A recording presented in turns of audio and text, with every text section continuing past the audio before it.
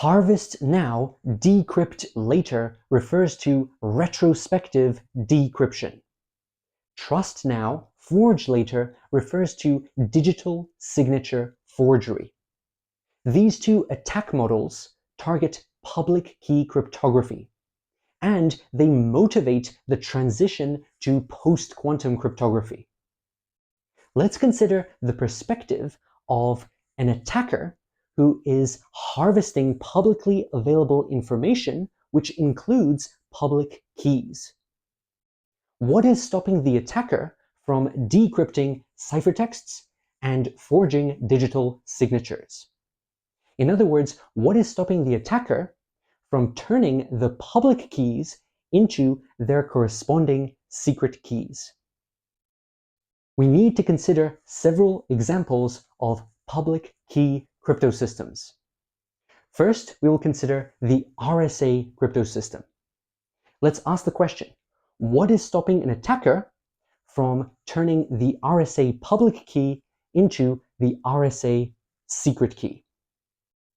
RSA uses two large prime numbers. Now, these really large prime numbers are multiplied together, and that produces a semi-prime number. Multiplication of these prime numbers can be done efficiently, but going back in the opposite direction, turning that semi-prime into those two prime numbers, that is computationally very demanding. So here we can make a computational hardness assumption. We can assume that this integer factorization problem is hard. And you have to do this integer factorization problem in order to turn the RSA public key into its corresponding RSA secret key. So that is what's stopping the attacker from turning the public key into the secret key. We have a computational hardness assumption, and that is integer factorization. Now let's consider another group of cryptosystems. These are public key cryptosystems.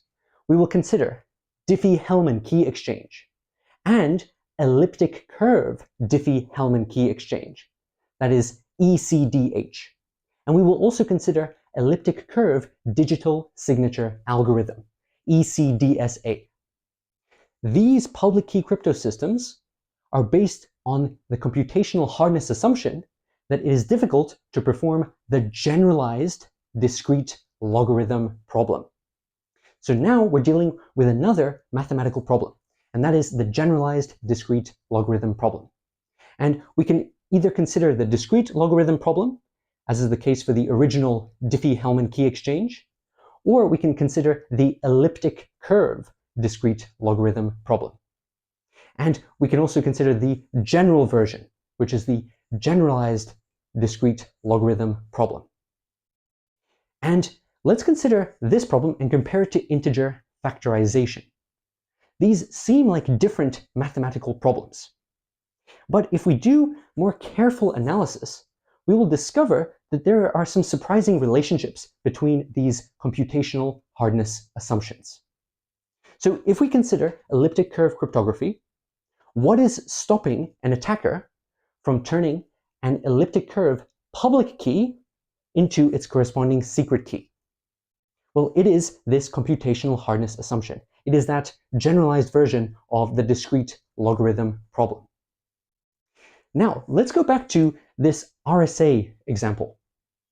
Integer factorization is closely related to the problem of order finding.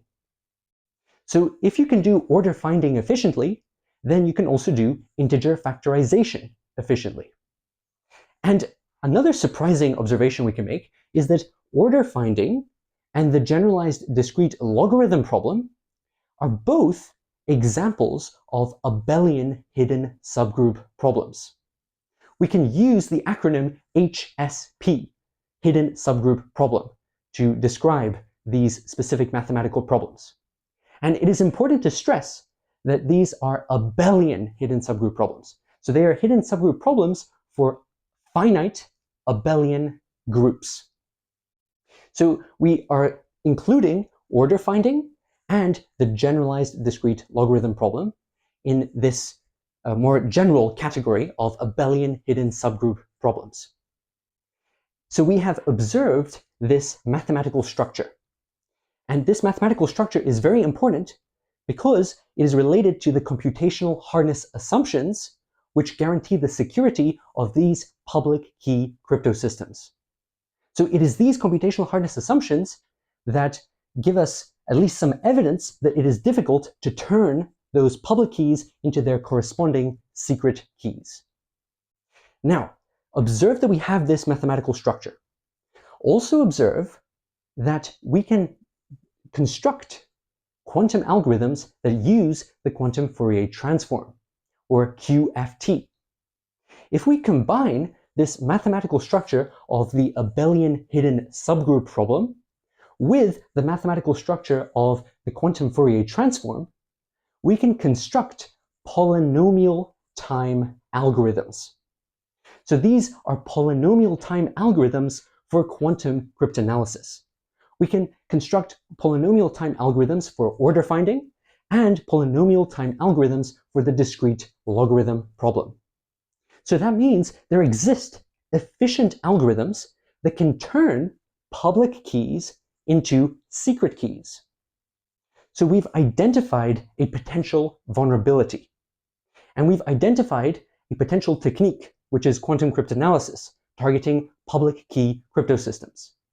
Now, this quantum cryptanalysis technique could enable an attacker to perform the harvest now, decrypt later attack.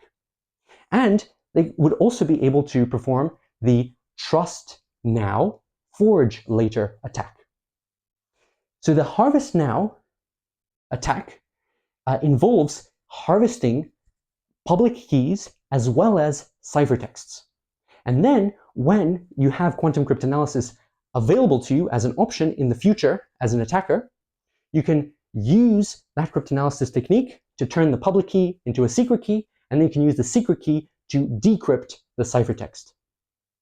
Now, a similar situation arises for digital signatures, and that is this trust now, forge later attack. But in the case of the trust now, forge later attack, you don't actually have to harvest all of these ciphertexts.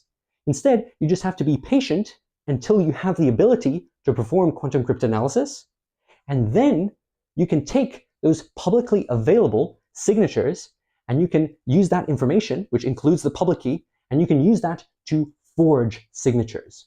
And that can cause a lot of issues with non-repudiation, authenticity, and integrity. So here we've identified some techniques that the attacker could use. So this is all coming from quantum cryptanalysis. But keep in mind that these quantum algorithms, they are polynomial time algorithms, so they are efficient, but they require the manipulation of quantum information. Qubits are required, and specifically a cryptographically relevant quantum computer is required to execute these algorithms for quantum cryptanalysis. So that is a major limitation for the attacker. But it is also important to realize that there is this mathematical structure that links together these computational hardness assumptions for RSA, DH, and all of the elliptic curve cryptographic algorithms. So that is concerning.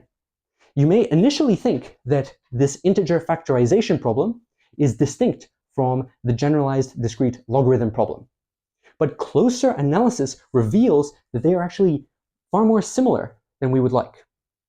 So ideally, we would like to choose different computational hardness assumptions. We want to diversify our computational hardness assumptions to improve the security. We want to reduce the probability that these assumptions are all incorrect. And there are alternative options. So these are potential candidates for post-quantum cryptography. We can consider lattice cryptography. For example, module learning with errors. This is a computational hardness assumption which we can consider. And we can also consider the specific algorithms. They are MLChem and MLDSA. So this is module lattice key encapsulation mechanism and module lattice digital signature algorithm. So these are potential alternatives which are based on lattice problems rather than these other computational hardness assumptions. So they don't fall into this category where we were discussing before. So they don't have that mathematical structure that can easily be exploited by the quantum Fourier transform. So that is why they are candidates for post-quantum cryptography. And they can be either hybridized with these more traditional methods for public key cryptography. So you could combine elliptic curve cryptography and lattice cryptography, or you could replace elliptic curve cryptography with lattice cryptography. So here we've identified two attack models. They are harvest now, decrypt later, and trust now, forge later. And they're both related to public key cryptographic vulnerabilities. So they're both related to quantum cryptanalysis targeting public key crypto systems.